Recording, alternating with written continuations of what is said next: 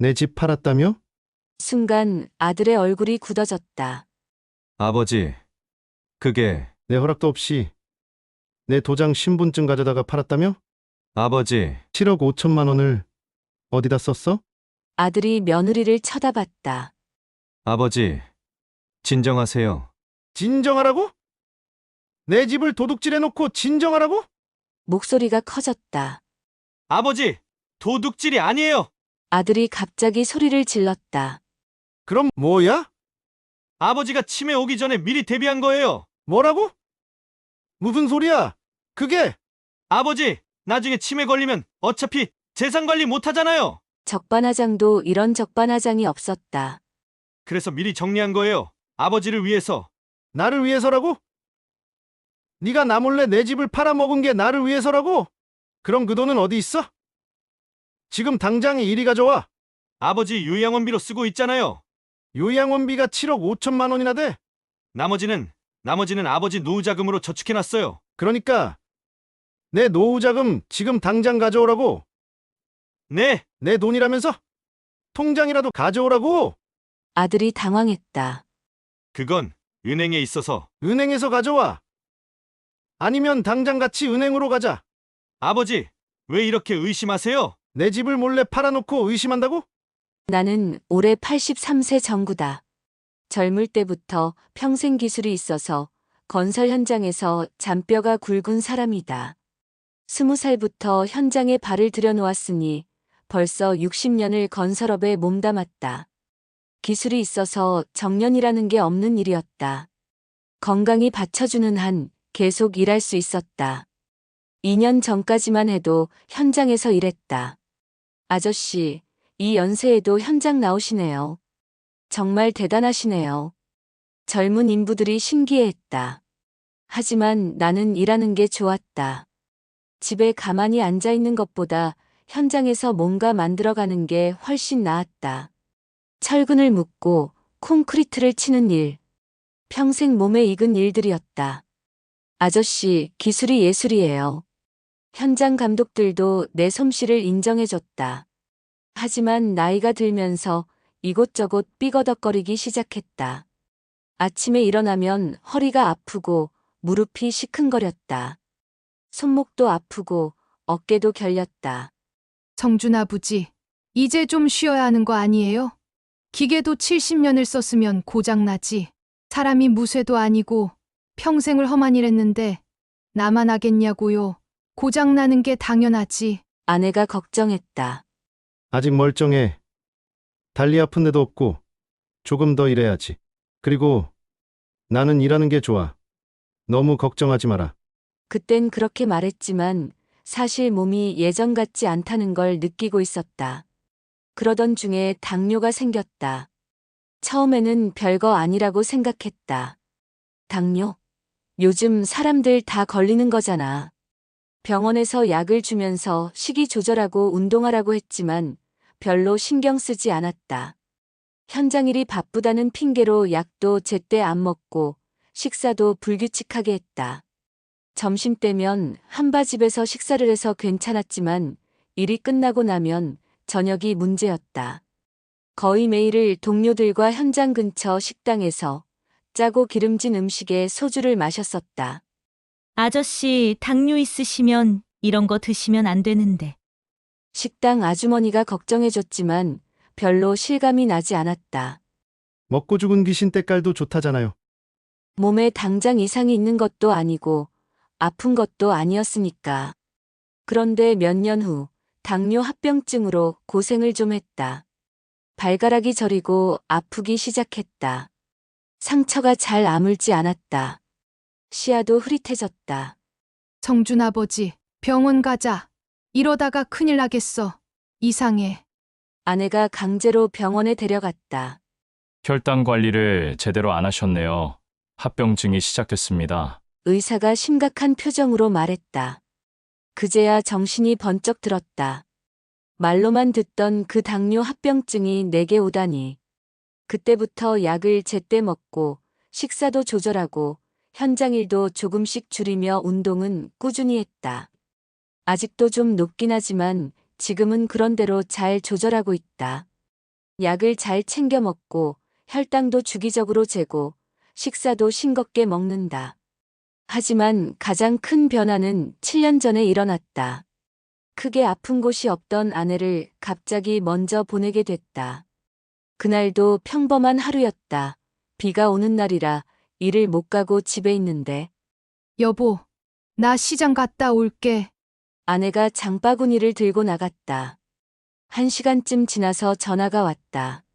순분 씨 가족분이신가요? 응급실로 빨리 오세요. 급하게 병원에 갔지만 아내는 이미 의식을 잃은 상태였다. 뇌출혈이었다. 갑작스럽게 쓰러지셨다는데 상태가 많이 안 좋습니다. 의사의 말을 들으면서도 믿어지지 않았다. 아침에 멀쩡히 밥을 해주고 웃으면서 인사하고 나간 사람이 1시간 만에 이런 어처구니 없고 허망한 일이 또 있을까? 응급수술을 했지만 사흘 후 아내는 깨어나지 못하고 세상을 떠났다. 순식간이었다. 장례를 치르고 나니 집이 텅 비었다. 50년 가까이 함께 살아온 아내가 없으니 모든 게 이상했다. 아침에 눈을 떠도 옆자리가 비어 있고 부엌에서 밥 짓는 소리도 들리지 않고 특히 저녁에 퇴근하고 들어올 때 빈집에 들어오는 게 제일 싫었다. 혼자가 되니 쓸쓸하고 외로웠던 건 사실이다. 저녁에 혼자 밥을 먹을 때가 가장 외로웠다. 말 한마디 나눌 사람이 없었다. 반찬 만드는 것도 물어볼 사람도 없고 아무리 맛있는 걸 먹어도 혼자 먹으면 맛이 없었다. 그래서 일하는 날은 항상 밖에서 식사를 하고 들어왔다.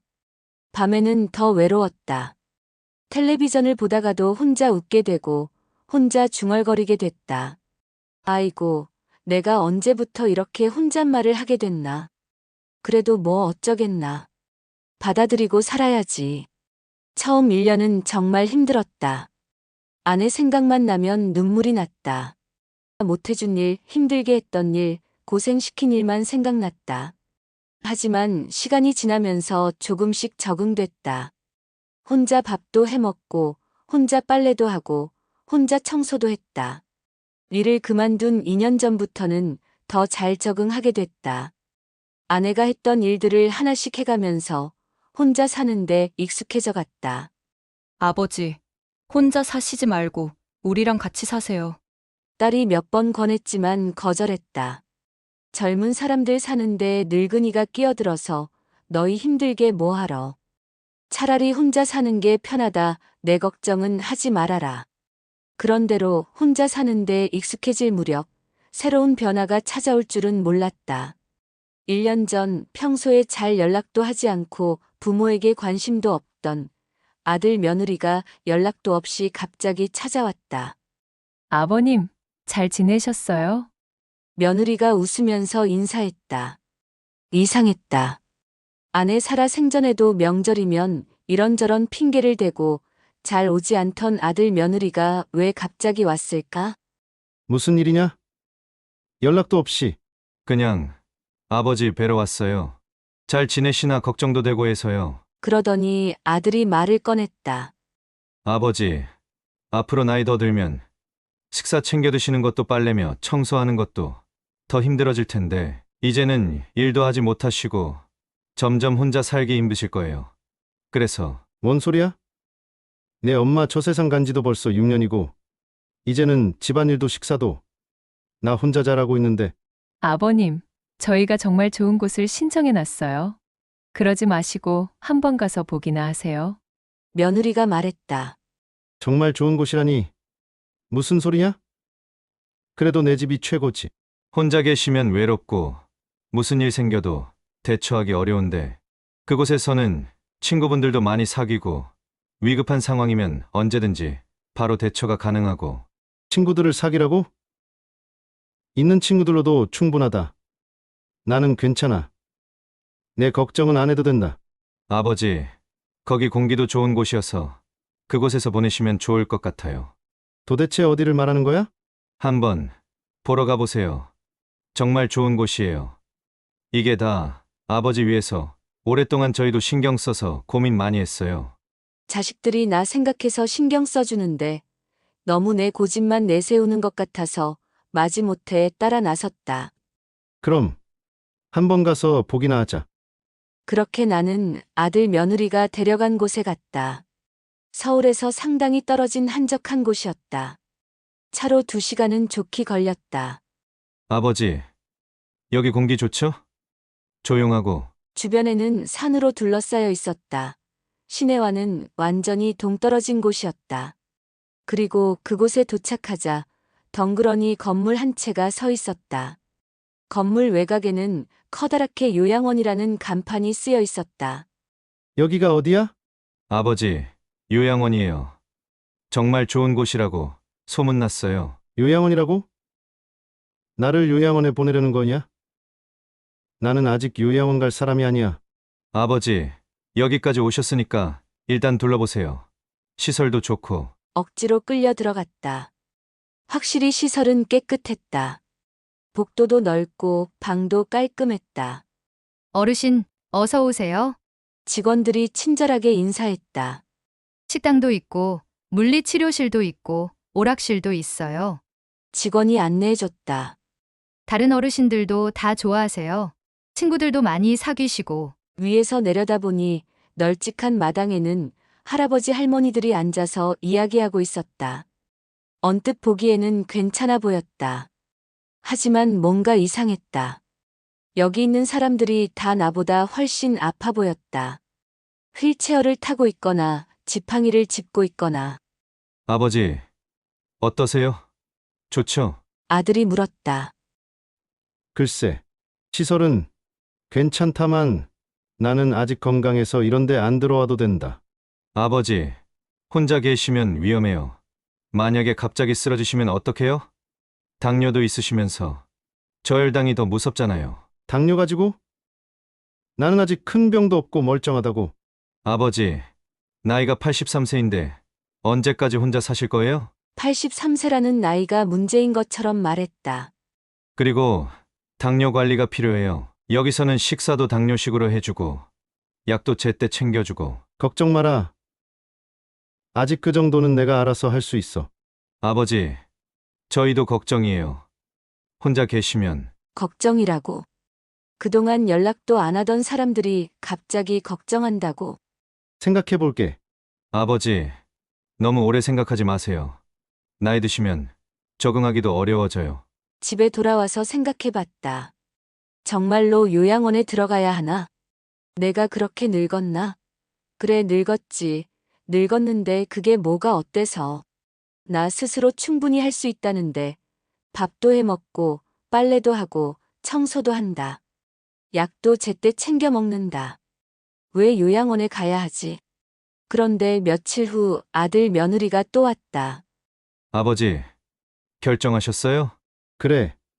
생각해 봤는데 나 요양원에 안 갈 거다. 아버지, 더 늦으면 자리가 없어져요. 그곳이 인기가 많다고 해서. 자리가 없어지면 말고 어차피 지금 들어갈 것도 아닌데. 그리고 저희도 바빠서 자주 못 와드리는데 거기 계시면 저희도 안심이 될 것 같아요. 결국 자기들 편한 대로 하겠다는 얘기였다. 나는 점점 확신이 들었다. 아들 며느리가 나를 요양원에 떠넘기려고 한다는 걸. 아버지, 일주일만 계셔보세요. 적응 안 되시면 그때 다시 오셔도 되잖아요. 미리 연습 삼아 며칠 살아본다 생각하시고. 아들의 마지막 말이었다. 결국 나는 떠밀리다시피 요양원에 들어가게 됐다. 하지만 일주일이 지나도 한 달이 지나도 아무 소식이 없었다. 그렇게 나는 요양원에서 살아있는지 죽은 건지도 모를 시간을 보내고 있었다. 매일이 똑같다. 아침 7시에 기상, 8시에 아침 식사, 오전에는 물리치료나 간단한 운동, 점심 식사, 오후에는 TV 보기나 낮잠, 저녁 식사, 9시 소등. 기계처럼 반복되는 일상이다. 처음에는 견딜 수 없었다. 집에 가고 싶었다. 내 집, 내 침대, 내가 원하는 때 밥 먹고, 내가 보고 싶은 TV 보고 싶다. 하지만 혼자서는 집에 돌아갈 수가 없었다. 입소 당시 아들이 보호자로 사인했기 때문에 퇴소 신청도 아들의 동의가 필요하다고 했다. 아들 며느리는 나를 요양원에 데려다 놓고는 1년이 다 되어가는 동안 전화 한 통 없었다. 처음 한 달은 매일 기다렸다. 오늘은 전화 오겠지? 이번 주말에는 면회 오겠지? 하지만 아무도 오지 않았다. 보호사들이 불쌍해했다. 정구 어르신, 가족분들 연락 없으세요? 바쁜가 보지 뭐. 그렇게 대답했지만 속으로는 서러웠다. 옆 침대 성찬 씨는 사정이 달랐다. 딸이 일주일에 한 번은 꼭 왔다. 아버지, 어떻게 지내세요? 아픈 데 없으세요? 음식은 잘 드세요? 이거, 아버지가 좋아하는 거 사왔어요. 과일이며 반찬이며 가져와서 성찬 할아버지에게 챙겨줬다. 나는 그런 모습을 보면서 부러웠다. 성찬 할아버지와는 가깝게 지냈다. 같은 방을 쓰는 데다가 나이도 비슷하고 서로 가정사를 이야기하는 사이였다. 요즘 자식들이 왜 이러는지 모르겠어. 성찬 할아버지도 내 사정을 알고 있었다. 내가 뭘 잘못했나 싶어. 그러게 말이야. 그래도 키워준 은혜는 있을 텐데. 그러던 어느 날 성찬 할아버지 딸 미숙이가 또 왔다. 아버지, 오늘은 컨디션이 어때요? 우리 딸이 자주 와주니까 힘이 나지. 이번 약이 잘 듣나 봐. 통증이 덜하는 것 보니까. 미숙이는 내게도 인사했다. 어르신, 안녕하세요. 오늘도 저희 아버지 잘 챙겨주셨죠? 감사합니다. 그럼 우리가 서로 의지하고 사는 걸. 그런데 미숙이가 갑자기 화난 표정을 지었다. 어르신, 혹시 이거 보실래요? 미숙이가 스마트폰을 내밀었다. 뭔데? 인스타그램이에요. 어르신 아드님 맞으시죠? 입주하실 때 함께 오셨던. 인스타그램. 그게 뭔데? 뭔지도 잘 모르겠지만 화면을 봤다. 그리고 깜짝 놀랐다. 화려한 5성급 호텔 사진에 아들과 며느리의 모습이 보였다. 로비부터 수영장, 객실까지 정말 호화로웠다. 이게 뭐야? 어르신 아드님께서 올리신 여행 사진이에요. 아드님 정말 잘 키우셨나 봐요. 대단하세요. 여기 이 호텔이면 가격이 꽤 비쌀 텐데. 여행 사진. 더 있어? 더 넘겨보니까 호화로운 휴가 사진들이 가득했다. 해외여행인 것 같았다. 아들과 며느리가 웃으면서 찍은 사진들이었다. 스테이크를 먹는 사진, 와인을 마시는 사진, 수영장에서 놀고 있는 사진. 이게 언제 찍은 건지도 알 수 있어요? 한 달 전쯤이요. 유럽 여행 다녀오신 것 같아요. 한 달 전? 내가 여기서 혼자 지내고 있을 때 유럽 여행을 다녀왔다고. 그리고 이것도 보세요. 미숙이가 또 다른 사진을 보여줬다. 새 차를 산 것 같았다. 드디어 꿈에 그리던 차. 그런 글귀와 함께 번쩍거리는 외제차 사진이 있었다. 이것도 한 달 전쯤이에요. 나는 말이 안 나왔다. 유럽 여행에 새 차까지. 그럼 돈이 있었다는 얘기잖아. 그런데 왜 나는 여기 버려두고. 어르신, 괜찮으세요? 얼굴이 안 좋으신데. 미숙이가 걱정했다. 아니야. 괜찮아. 하지만 괜찮지 않았다. 가슴이 터질 것 같았다. 나를 요양원에 보낸 이유가 돈 때문이 아니었다는 걸 깨달았다. 그냥 귀찮아서였다. 나라는 존재 자체가 귀찮아서 여기 버린 거였다. 저도 우연히 봤는데 말씀드려야 하나 고민했어요. 어르신, 아드님 잘 사는데 자랑스러우실 것 같아서. 고마운 아이였다.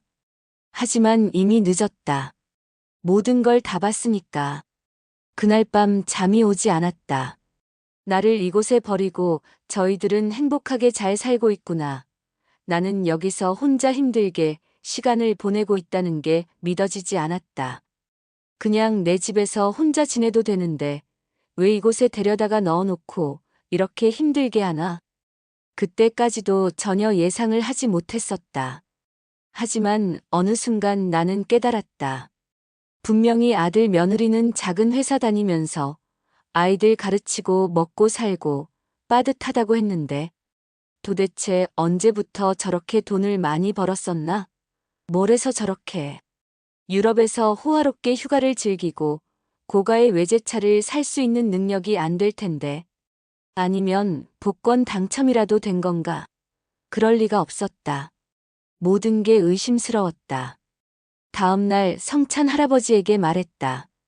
어제 미숙이가 보여준 거 아, 그거 속상했지? 정말 모르겠어. 저런 돈이 없을 텐데 말이야. 이상해.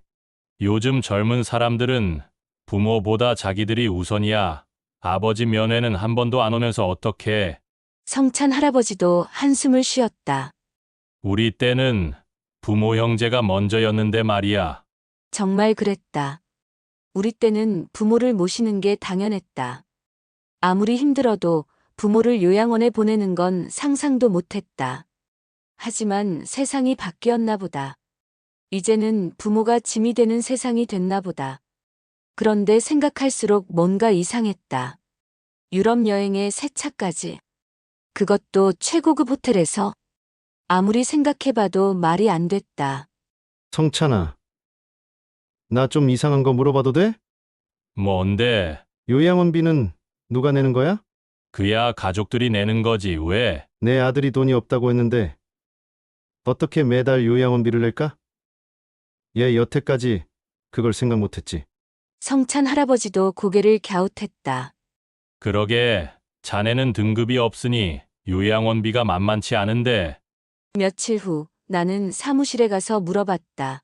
한 달에 150만 원이었다. 적은 돈이 아니었다. 내 요양원비는 어떻게 지불되고 있는지 알 수 있을까요? 어르신 통장에서 자동이체 되고 있는데요. 내 통장에서?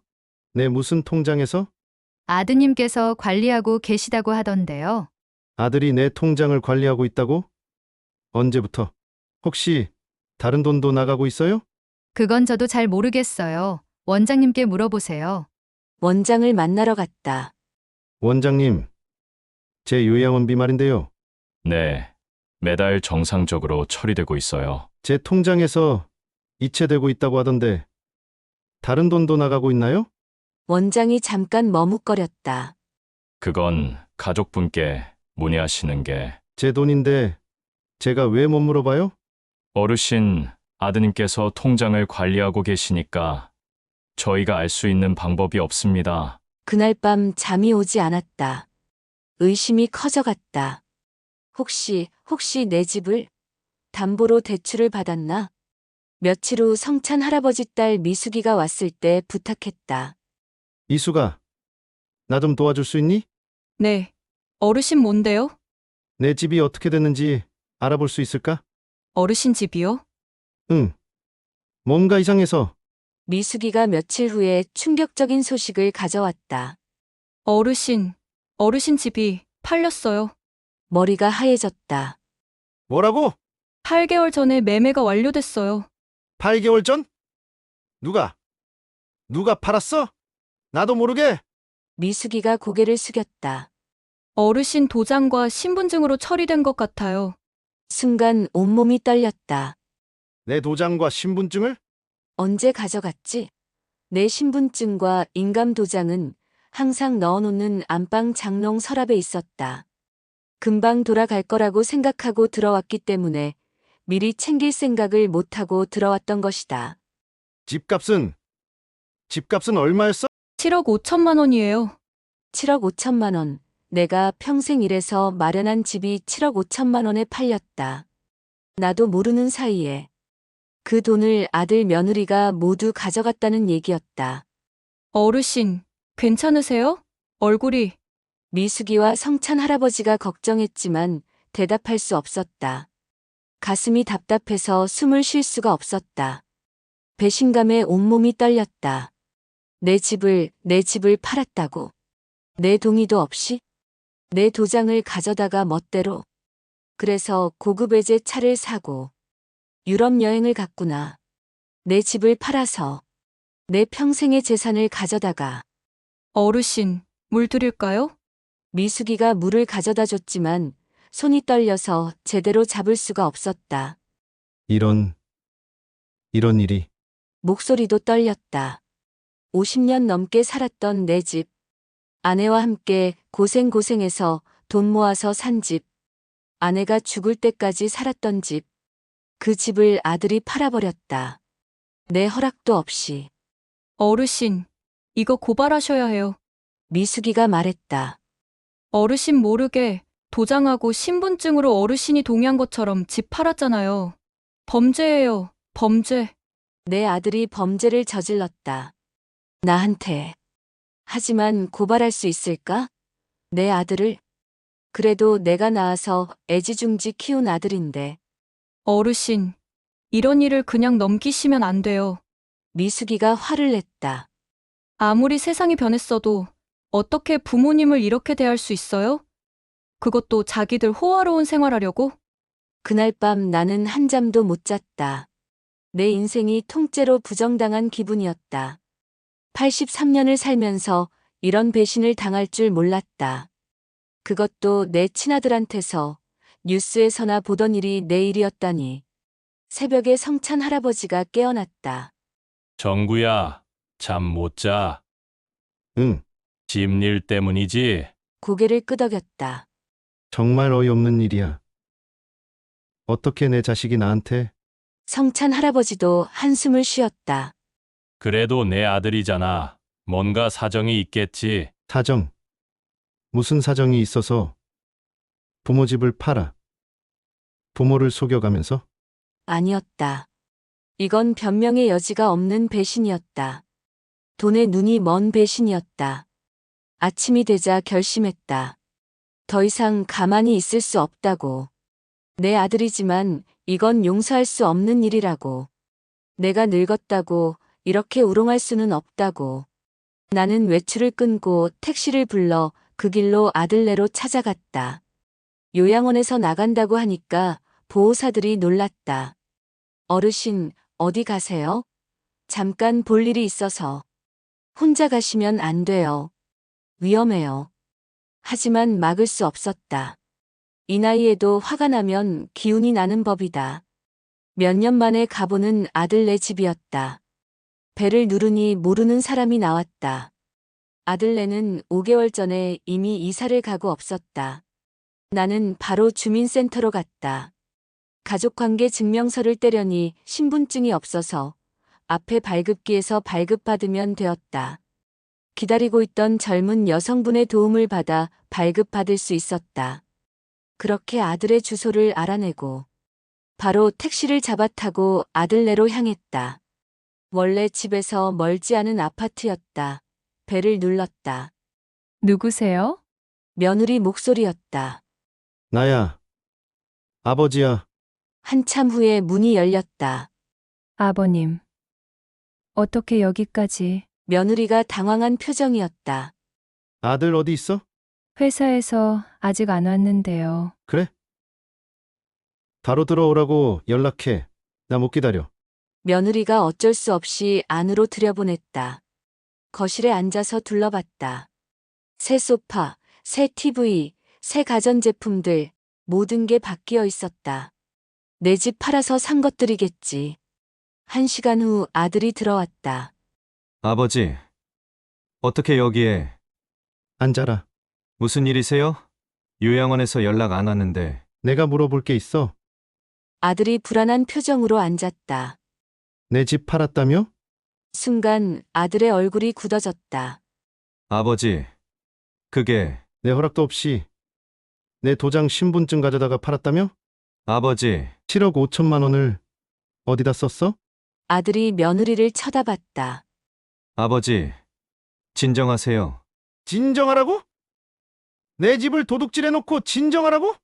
목소리가 커졌다. 아버지, 도둑질이 아니에요. 아들이 갑자기 소리를 질렀다. 그럼 뭐야? 아버지가 치매 오기 전에 미리 대비한 거예요. 뭐라고? 무슨 소리야? 그게 아버지, 나중에 치매 걸리면 어차피 재산 관리 못 하잖아요. 적반하장도 이런 적반하장이 없었다. 그래서 미리 정리한 거예요. 아버지를 위해서. 나를 위해서라고? 네가 나 몰래 내 집을 팔아먹은 게 나를 위해서라고? 그럼 그 돈은 어디 있어? 지금 당장 이리 가져와. 아버지 요양원비로 쓰고 있잖아요. 요양원비가 7억 5천만 원이나 돼. 나머지는 아버지 노후 자금으로 저축해놨어요. 그러니까 내 노후자금 지금 당장 가져오라고. 네, 내 돈이라면서? 통장이라도 가져오라고. 아들이 당황했다. 그건 은행에 있어서. 은행에서 가져와. 아니면 당장 같이 은행으로 가자. 아버지, 왜 이렇게 의심하세요? 내 집을 몰래 팔아놓고 의심한다고? 그리고 아버지, 솔직히 말하면 아들이 갑자기 다른 말을 꺼냈다. 요양원비만 해도 한 달에 150만 원이에요. 1년이면 1,800만 원이고. 그래서? 아버지가 몇 년이나 더 사실지 모르는데 미리 준비 안 하면 어떡해요? 내가 몇 년이나 더 살지 모른다고. 빨리 죽기를 바란다는 소리인가? 그리고 우리도 애들 키우고 사는 게 힘들어요. 그래, 애들 키우는 거 힘든데. 유럽 여행의 최고급 호텔에 외제차야? 아버지 혼자 그 큰 집에서 뭐 하세요? 어차피 요양원에서 살 텐데. 어차피 요양원에서 살 거라고. 내 의사는 묻지도 않고. 내가 요양원에서 산다고 했어? 한번 가보기나 하라면서. 내가 한 달에 150만 원씩이나 내면서 요양원에서 살 만큼 지병이 있는 것도 아니고. 그러니까 미리 정리해서 효율적으로 쓰는 게 맞다고 생각해요. 아버지, 어차피 나중에는 다 제가 상속받을 거잖아요. 그 말에 정말 화가 머리끝까지 올랐다. 어차피 상속받을 거라고. 그러니까 미리 가져가도 된다는 소리인가? 그리고 아버지가 치매 걸리면 더 복잡해져요. 미리 처리한 게 다행이에요. 야! 이 자식아! 이 승냥이만 또 못한 자식아! 나는 벌떡 일어났다. 그래도 일말의 양심이라도 있기를 바랬는데 아버지, 흥분하지 마세요. 몸에 안 좋아요. 나를 요양원에 처박아 놓고 내 집을 팔아서 자기들이 호화롭게 살면서 그게 나를 위해서라고. 너희들이 유럽 여행 간 것도 나를 위해서냐? 그건 스트레스 풀려고. 새로 이사한 집도 새 차 산 것도 나를 위해서냐? 아버지는 이제 인생 다 사셨지만 저희는 살아야죠. 그럼 나는 죽어도 된다는 소리인가? 그 순간 모든 게 명확해졌다. 이 자식들은 나를 이미 죽은 사람 취급하고 있었다. 그래서 미리 상속 재산을 가져간 거였다. 그래서 요양원에 처박은 거였다. 나는 이미 그들에게는 없는 사람이었다. 좋다. 나는 차분하게 말했다. 아주 좋아. 아버지, 너희들이 그렇게 나온다면 나도 할 수 없지. 무슨 말씀이세요? 지켜봐라. 내가 어떻게 하나? 나는 돌아서서 나왔다.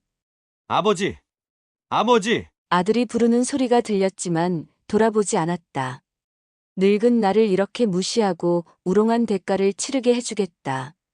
어차피 나는 이미 그들에게 죽은 사람이다. 그럼 진짜 죽은 사람처럼 행동해주지. 하지만 죽기 전에 마지막 한 방을 날려주겠다. 절대 용서하지 않겠다. 요양원으로 돌아온 나는 밤새 계획을 세웠다. 하지만 첫 번째 문제가 있었다. 요양원에서는 휴대폰 사용이 제한되어 있었다. 할아버지들 안전을 위해서라는 이유로 밤 9시 이후에는 모든 전자기기를 수거해갔다. 낮에도 보호사들이 항상 지켜보고 있어서 마음대로 전화하기 어려웠다. 성찬아, 나 좀 도와줄 수 있어? 다음 날 아침 나는 성찬 할아버지에게 부탁했다. 뭔데? 전화 좀 써야 하는데 몰래 할 수 있을까? 무슨 전화? 법률 상담 받아야 해. 성찬 할아버지의 눈이 반짝였다. 그래, 당연히 도와줘야지. 그런 나쁜 자식들을 그냥 놔둘 수 없지. 성찬 할아버지가 보호사들과 친했던 게 도움이 됐다. 보호사님, 우리 잠깐 산책 나가도 될까? 네, 어르신. 정구가 기분이 안 좋아서 같이 나가려고. 그렇게 우리는 요양원 뒤뜰로 나갔다. 나는 떨리는 손으로 번호를 눌렀다. 법률구조공단 번호는 미숙이가 알려준 것이었다. 여보세요. 법률구조공단입니다. 안녕하세요. 정구라고 합니다. 네. 제 아들이 제 집을 저 몰래 팔았습니다. 아, 그렇다면 재산권 침해건이군요. 일단 무료 상담부터 받아보시죠. 몰래 통화를 해서 법률구조공단 무료 상담을 연결받았다. 상담사가 자세히 물어봤다. 도장과 신분증은 언제 가져간 건가요? 집 매매는 언제 이루어졌나요? 정구님께서 직접 계약서에 서명하신 건가요? 아니요. 저는 전혀 몰랐어요. 그럼 이건 명백한 사기입니다. 증거만 있으면 고발 가능해요. 증거. 바로 그거였다. 어떤 증거가 필요한가요? 우선 정구 씨께서 직접 서명하지 않았다는 걸 증명해야 해요.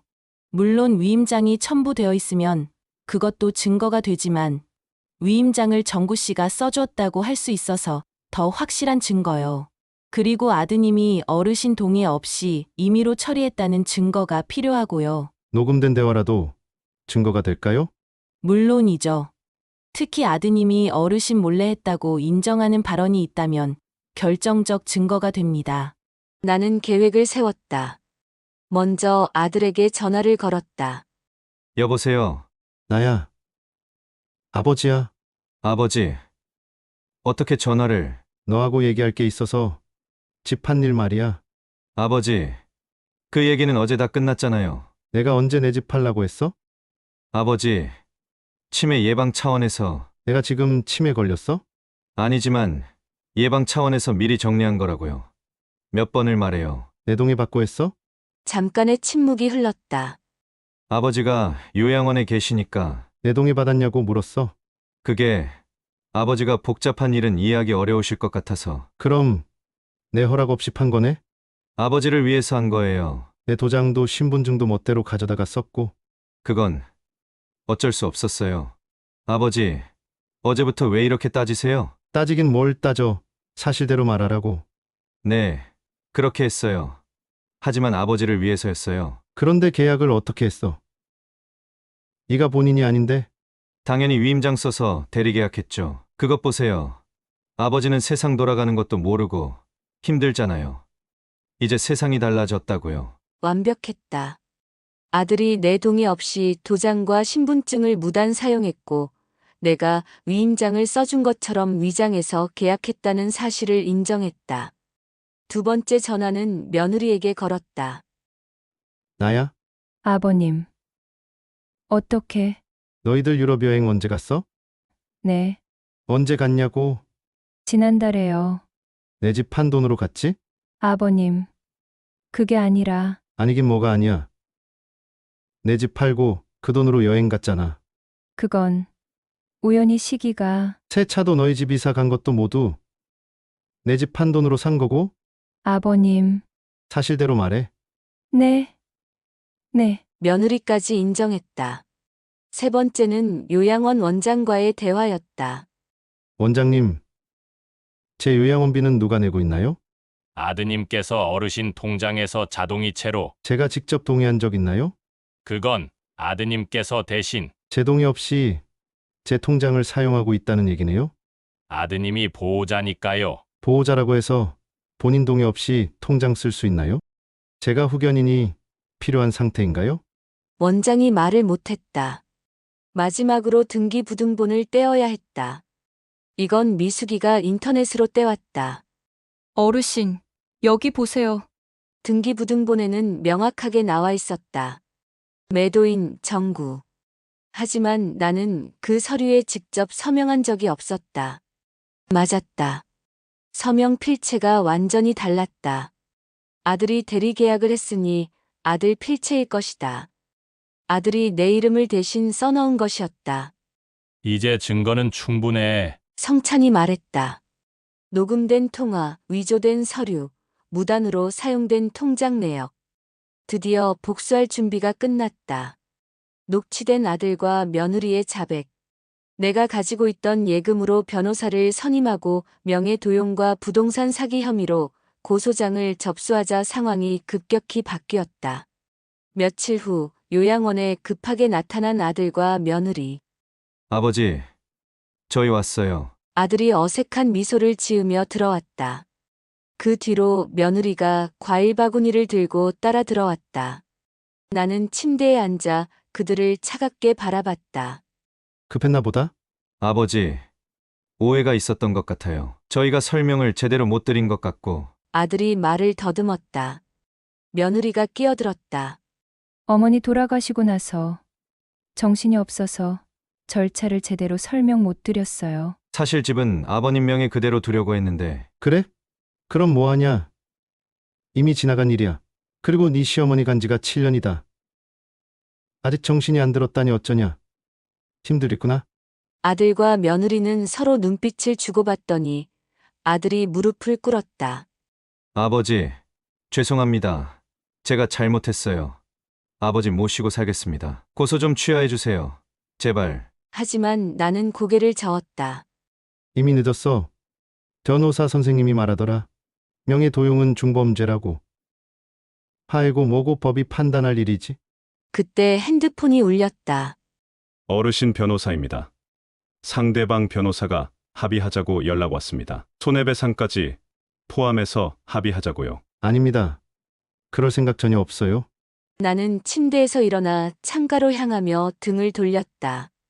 이게 내 마지막 경고다. 니들 얼굴 다시는 보고 싶지 않다. 목소리는 낮았지만 단호했다. 며느리도 눈물을 뚝뚝 흘리며 아들 옆에 무릎을 꿇었다. 아버님, 제발요. 저희가 잘못했어요. 아이들도 있고.